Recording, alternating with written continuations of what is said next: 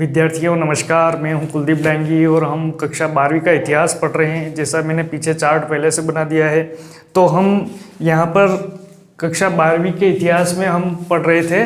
जो पहली वाली क्लास थी उसमें कि भारतीय इतिहास की जानकारी के स्रोत, तो स्रोतों में हमने एक चार्ट के माध्यम से समझा था और उस चार्ट के माध्यम से बताया था कि जो स्रोत है इतिहास के उनको मोटे मोटे रूप में दो भागों में विभाजित कर सकते हैं, वर्गीकृत कर सकते हैं। तो एक तो था साहित्यिक स्रोत और दूसरा था पुरातात्विक। अब साहित्यिक स्रोतों में भी दो भागों में वर्गीकरण किया था, एक तो था धार्मिक साहित्य और एक धर्मेतर साहित्य। तो धार्मिक साहित्य को वापस से हम देखते हैं तो धार्मिक साहित्य, वैदिक साहित्य, बौद्ध साहित्य और जैन साहित्य, इसको वापस से तीन भागों में विभाजित किया गया है। अब देखते हैं कि जो वैदिक साहित्य है इससे भी अपने को इतिहास की जानकारी प्राप्त होती है। अब देखो वेद जो है हमारे, इन वेदों में बहुत सारी चीज़ें हैं। हम कह सकते हैं कि ज्ञान के भंडार है। वेद क्या है? वेद ज्ञान के भंडार है। और वेद कितने हैं? तो वेदों की संख्या जो है वो 4 है। कितनी है? 4। वेद कितने हैं? 4 है। और सबसे प्राचीन वेद की बात करें तो जो सबसे प्राचीन वेद है वो हमारा ऋग्वेद है। कौन सा वेद है? ऋग्वेद, जिसको 10 मंडल और 1028 सूक्त में बांटा गया है। तो याद रखना है अपने को कि सबसे प्राचीन वेद कौन सा है? ऋग्वेद है।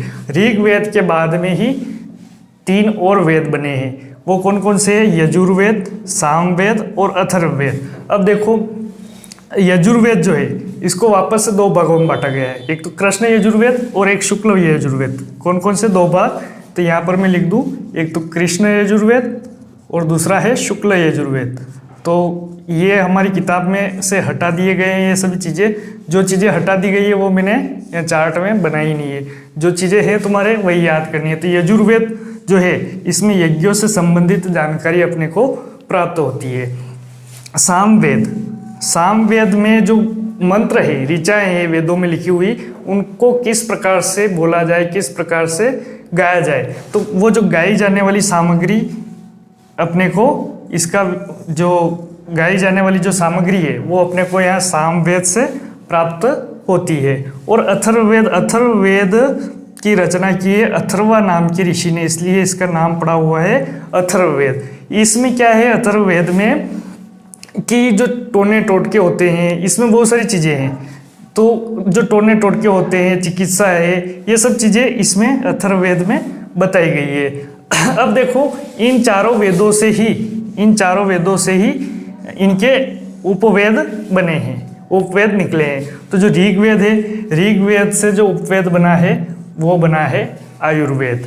और यजुर्वेद का जो उपवेद है वो धनुर्वेद। तो ये क्या है? उपवेद। क्या है? उपवेद। और सामवेद का जो उपवेद है वो है गंधर्व वेद। और अथर्ववेद का जो उपवेद है वो है शिल्पवेद। इन उपवेदों से भी बहुत सारी जानकारी अपने को पता चलती है, जैसे चिकित्सा हो गया, सैन्य विज्ञान हो गया। तो ये चीज़ें अपने को उपवेद से पता चलती है। अब देखो वेदों को 4 भागों में बांटा गया है। कितने भागों में? वेदों के 4 भाग है। इनकी ये वेद तो है ही है, लेकिन उसके बाद में कुछ और ग्रंथ लिखे गए हैं। तो वेदों के 4 भाग हम इनको कह सकते हैं। कौन कौन से? पहला नंबर जो है संहिता। क्या है? संहिता। ये जो संहिता है इन वेदों की व्याख्या करती है। जैसे ऋग्वेद है तो ऋग्वेद की संहिता हो गई, ऋग्वेद संहिता। तो इस ऋग्वेद संहिता में क्या है? ऋग्वेद की पूरी व्याख्या इसमें की गई है।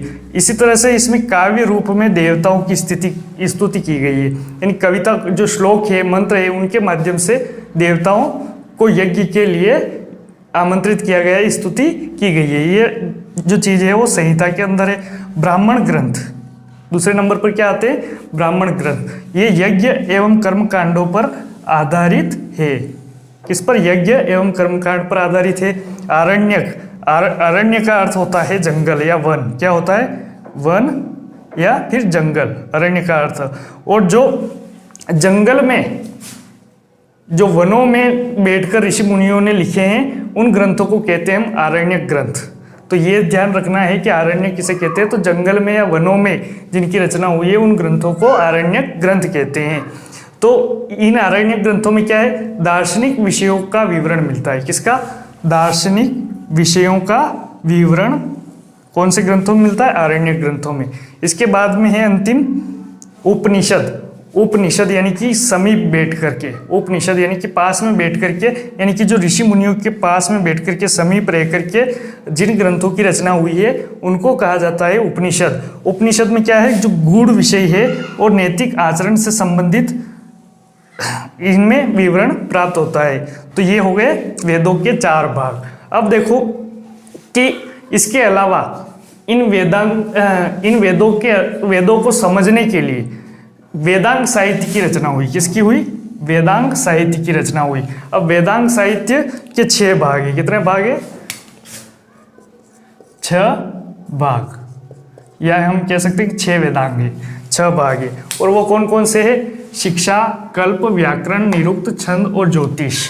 इसको अगर याद रखने की ट्रिक देखें हम तो देखो, निशा, कब, जाए, 6। गुजराती भाषा में कहते हैं ना 6, कब जाए 6। तो देखो, नी से हो गया निरुक्त, शा से याद रख लेना शिक्षा, क से याद रख लेना कल्प, और ब ऐसे लिखा है, व याद रखना है कब, व से याद रखना है व्याकरण, और जाय से याद रखना है ज्योतिष, और 6 से छंद। तो वेदांग कितने हैं? 6 वेदांग है। और कौन कौन से? शिक्षा, कल्प, व्याकरण, निरुक्त, छंद और ज्योतिष। इसके अलावा ऋषि मुनियों ने वेदों के अलावा स्मृति ग्रंथों की रचना की है। तो स्मृति ग्रंथ भी बहुत सारे हैं, लेकिन यहाँ पर अपने को स्मृति ग्रंथ 2 याद रख लेने जो महत्वपूर्ण है हमारे और जो प्रमुख है। एक तो है मनु स्मृति और एक है याज्ञवल्क्य स्मृति। मनु स्मृति और याज्ञवल्क्य स्मृति जो प्रमुख स्मृतियाँ हैं। इसके अलावा जो रामायण और महाभारत जो लिखी गई है, तो उनसे भी हमारे प्राचीन भारत की बहुत सारी सामाजिक, आर्थिक, राजनीतिक बहुत सारी जानकारी इनसे भी प्राप्त होती है। अब देखो, पुराणों की रचना हुई, तो पुराण इन सब के बाद में जैसे हम पढ़ रहे हैं, तो पुराण कितने हैं? 18 पुराण। पुराणों की रचना हुई, तो पुराण कितने हैं? 18 पुराणों की रचना हुई। और इन 18 पुराणों में जो सबसे प्राचीन पुराण है वो है मत्स्य पुराण। कौन सी पुराण? मत्स्य पुराण है। अब इनमें जो प्रमुख है, जैसे मत्स्य पुराण, वायु पुराण, विष्णु पुराण, मार्कंडेय पुराण, ब्रह्मांड पुराण और भागवत पुराण। तो ये जो प्रमुख पुराण हैं ये याद रख लेनी अपने को। और पुराणों की संख्या कितनी है? 18 पुराण है। और इन पुराणों के विषय है 5 विषय। कितने विषय है? 5 विषय। तो देखो, सर्ग, प्रतिसर्ग, मनवंतर, वंश और वंशानुचरित, ये 5 विषय है। तो इस तरह से हमारा वैदिक जो साहित्य है, इसके अलावा वेदों में बहुत सारी, वैदिक साहित्य में बहुत सारी जानकारी, जैसे हमारे 16 संस्कार है, पुरुषार्थ है, इसके अलावा हमारे जो वर्ण व्यवस्था है, तो बहुत सारी जानकारी। लेकिन हम यहाँ पर पढ़ रहे हैं स्रोत, इतिहास की जानकारी के स्रोत। क्या पढ़ रहे हैं? इतिहास की जानकारी के स्रोत। तो स्रोत के रूप में हम इतना ही देखेंगे। अब देखो, इसके अलावा वैदिक साहित्य के अलावा जो अगला जो हमारा है वो है बौद्ध साहित्य। तो देखो, बौद्ध साहित्य अगली स्लाइड में। बौद्ध साहित्य से भी हमको ऐतिहासिक जानकारी प्राप्त होती है। तो बौद्ध साहित्य में हम देखते हैं तो सबसे पहले त्रिपिटक। क्या देखते हैं? त्रिपिटक। यहाँ से छोटा प्रश्न भी पूछा जा सकता है परीक्षा में कि त्रिपिटक कौन कौन से है। तो ध्यान रखना है, त्रिपिटक है सुत्त पिटक, विनय पिटक, और एक और है अभिधम पिटक। अभिधम पिटक। ये बौद्ध साहित्य में या बौद्ध ग्रंथों में सबसे प्राचीनतम ग्रंथ यही है, त्रिपिटक। सबसे प्राचीन ग्रंथों में आते हैं। सबसे प्राचीनतम ग्रंथ त्रिपिटक है, सुत्त पिटक, विनय पिटक और अभिधम पिटक। यहाँ से भी हमको बौद्ध धर्म से संबंधित और इतिहास से संबंधित बहुत सारी जानकारी प्राप्त होती है। इनके बाद में आते हैं जातक ग्रंथ या जातक कथाएं भी हम इसको कह सकते हैं, जातक कथाएं। अब जातक कथाएं क्या है? तो महात्मा गौतम बुद्ध के पूर्व जन्म की कथाएं इसमें आती है। पूर्व जन्म की कथाएं जातक ग्रंथों में आती है। और इनकी जो संख्या है, जातक ग्रंथों की संख्या 549 है। कितनी है? 549 है जातक ग्रंथ है, त्रिपिटक के बाद में जातक ग्रंथ। अब देखो, यहाँ से भी प्रश्न पूछा गया है कि मिलिंद पन्नो क्या है। ध्यान रखना ये एक पुस्तक की किताब है और कौन सी भाषा की है, पाली भाषा की। कौन सी? पाली भाषा की किताब है, मिलिंद पन्नो। और इस किताब में बौद्ध भिक्षु नागसेन और यूनानी आक्रमणकारी मिनांडर के मध्य हुई वार्ता का वर्णन है मिलिंद पन्नो में। ये भी ध्यान रखना है कि मिलिंद पन्नो के अलावा दीप वंश और महावंश, ये जो ग्रंथ है ये भी बौद्ध ग्रंथ है और ये भी पाली भाषा के ग्रंथ है। कौन सी भाषा के? पाली भाषा के ग्रंथ है। तो तीनों चीज़ याद रखनी, मिलिंद पन्नो, दीप वंश और महावंश, ये भी पाली भाषा के ग्रंथ है। दीप वंश महावंश से हमको सिंहल द्वीप के इतिहास की जानकारी प्राप्त होती है। कहाँ की? सिंहल द्वीप यानी कि श्रीलंका। कौन से? श्रीलंका के इतिहास की जानकारी दीपवंश और महावंश नामक ग्रंथों से जानकारी मिलती है। अब ये पाली भाषा के ग्रंथ है तीनों, तो तीनों ही याद रख लेना, तीनों पाली भाषा के ग्रंथ। मिलिंद पन्नो क्या है? एक पाली भाषा का ग्रंथ है। इसमें नागसेन और मिनांडर के मध्य हुई वार्ता का वर्णन मिलता है और दीपवंश महावंश से सिंहल द्वीप के इतिहास की जानकारी मिलती है। पाली भाषा के अलावा संस्कृत भाषा में भी साहित्य की रचना हुई, जैसे महावस्तु ग्रंथ। अब ये जो है महावस्तु ग्रंथ, महात्मा गौतम बुद्ध के जीवन चरित्र पर आधारित ग्रंथ है महावस्तु ग्रंथ, और ये संस्कृत भाषा का। कौन सी भाषा का? संस्कृत भाषा में लिखा हुआ है। अगला है ललित विस्तार। ललित विस्तार में महात्मा गौतम बुद्ध को देवी शक्ति के रूप में निरूपित किया गया है कि देवता बताया गया है। क्या बताया गया है? देवता यानी कि भगवान बताया गया है ललित विस्तार ग्रंथ में। इसके अलावा यहाँ से प्रश्न पूछे गए हैं बुद्ध चरित्र और सुंदरानंद काव्य। अश्वघोष की कोई दो रचनाओं के नाम लिखिए या बताइए। तो अपने को ध्यान रखना है, क्या रखना है? बुद्ध चरित्र और सुंदरानंद काव्य किसकी रचना है? अश्वघोष की रचना है। और ये बुद्ध के जीवन चरित्र एवं शिक्षाओं की जानकारी देती है। इसमें क्या है? बुद्ध चरित्र और सुंदरानंद, देखो नाम से स्पष्ट, बुद्ध चरित्र यानी बुद्ध के जीवन चरित्र एवं बुद्ध की शिक्षा, गौतम बुद्ध की शिक्षाओं की जानकारी हमको इन दोनों ग्रंथों से प्राप्त होती है। अब देखो दिव्यावदान भी एक बौद्ध ग्रंथ है, बौद्ध साहित्य में दिव्यावदान, और दिव्यावदान से सत्कर्म एवं विरोचित कार्यों की जानकारी अपने को प्राप्त होती है, यानी कि इसमें सत्कर्म और विरोचित कार्यों का वर्णन किया गया है दिव्यावदान। इसके अलावा हम देखते हैं तो विश्व में मध्य एशिया, पश्चिम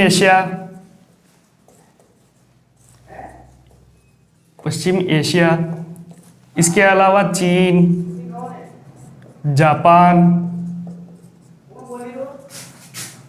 म्यांमार, श्रीलंका, ये सब देशों के नाम लिखे हैं यहाँ पर। इन देशों में भी इन सभी ग्रंथों का बौद्ध साहित्य का अनुवाद किया गया है और वहाँ पर भी बौद्ध धर्म के जो अनुयायी है वो निवास करते हैं। तो ये भी ध्यान रखना है, जैसे जापान में है तो जापान में बौद्ध धर्म के लोग रहते हैं, म्यांमार में, श्रीलंका में, तो यहाँ तक बौद्ध धर्म का विस्तार भारतीय ग्रंथों के माध्यम से, या फिर हम कहें कि बुद्ध भिक्षुओं के माध्यम से वो भारत को छोड़कर अन्य देशों में भी गए और वहाँ पर भी इस बौद्ध धर्म का विस्तार किया। तो हम यहाँ पर देखते हैं कि बौद्ध साहित्य का भी इतिहास में बहुत सारा योगदान है और इतिहास की बहुत सारी जानकारी हमको इस बौद्ध साहित्य से प्राप्त होती है। अगला है हमारा जैन साहित्य। जैन साहित्य के बारे में चलो नेक्स्ट स्लाइड में पढ़ते हैं।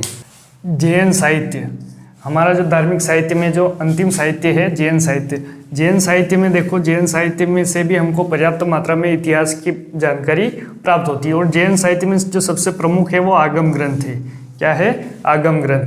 इसके आगम ग्रंथ के अंतर्गत 12 अंग, 12 उपांग, 6 छेद सूत्र, 10 प्रकीर्ण, 1 नंदी सूत्र, 1 अनुयोग द्वार और 4 मूल सूत्र शामिल है। किसमें? आगम ग्रंथ में ये सब चीज़ें शामिल है। इसके अलावा जो जैन ग्रंथों की या जैन साहित्य की जो रचना हुई है वो कब और किस समय हुई है? तो देखो रचना जो हुई है वो 4वीं शताब्दी ईस्वी पूर्व। यहाँ क्या लिखा है वो समझ जाना, ईस्वी पूर्व, यानी कि जो ईस्वी सन हम जो पढ़ते हैं ईस्वी, इसकी शुरुआत से पहले, यानी कि हम एक तो देखते हैं ईस्वी यानी 0 से लेकर के आज तक, यानी कि 2020 तक, और एक हम उल्टे चलते हैं यानी कि जब से इस ईस्वी की शुरुआत हुई उससे पहले। तो यहाँ देखते हैं तो 1, 2, 3 और 4 चौथी शताब्दी से लेकर के 1, 2, 3, 4, 5 और 6 छठी शताब्दी तक, यानी कि हम कह सकते हैं कि 1000 साल, कितने, एक शताब्दी में 100 साल होते हैं, तो चौथी शताब्दी ईस्वी पूर्व से लेकर के छठी शताब्दी यानी कि 1000 साल, बहुत ही लंबे समय में इस जैन साहित्य की रचना हुई है। और जो जैन साहित्य है वो प्राकृत भाषा में लिखा गया है। कौन सी भाषा में लिखा गया है? प्राकृत भाषा में। तो यहाँ से हमको बहुत सारी ऐतिहासिक जानकारी प्राप्त होती है। अब इसके अलावा, इस साहित्य के अलावा और भी जो जैन साहित्य में हमको देखने को मिलता है, कथा कोश, परिशिष्ट पर्वन, भद्रबाहु चरित, कल्पसूत्र और भगवती सूत्र है, और एक है आचरांक सूत्र। तो देखो आचरांक सूत्र में क्या है कि जो जैन साधु है, कौन? जैन साधु, इन जैन साधुओं के आचार और व्यवहार के नियम इसमें लिखे गए हैं आचरांक सूत्र में। तो क्या लिखे गए? जैन साधुओं के आचार और व्यवहार के नियम इसमें लिखे गए हैं। परिशिष्ट पर्वन, इस परिशिष्ट पर्वन से हमको उस समय के जो राजा होते थे, राजा और जो साधु होते थे, जैन संत होते थे, साधु, इनके बीच जो संबंध होते थे उन संबंधों की जानकारी प्राप्त होती है। एक हम पढ़ते हैं भद्रबाहु चरित। भद्रबाहु चरित यानी भद्रबाहु एक जैन संत हुए हैं और इन्हीं से प्रेरित होकर मौर्य सम्राट, कौन सा? चंद्रगुप्त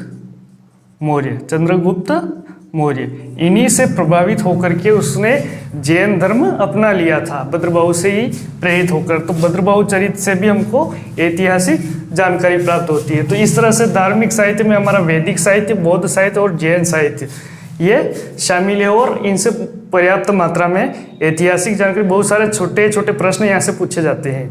तो छोटे छोटे प्रश्न भी इसमें सब शामिल किए हैं मैंने, और अच्छा लगा हो तो लाइक कर देना, और तो आपकी मर्जी है और क्या करना है आपको। अब बाकी का जो है हमारा धार्मिक साहित्य के अलावा धर्मेतर साहित्य, वो हम अगले वीडियो में पढ़ेंगे। धन्यवाद।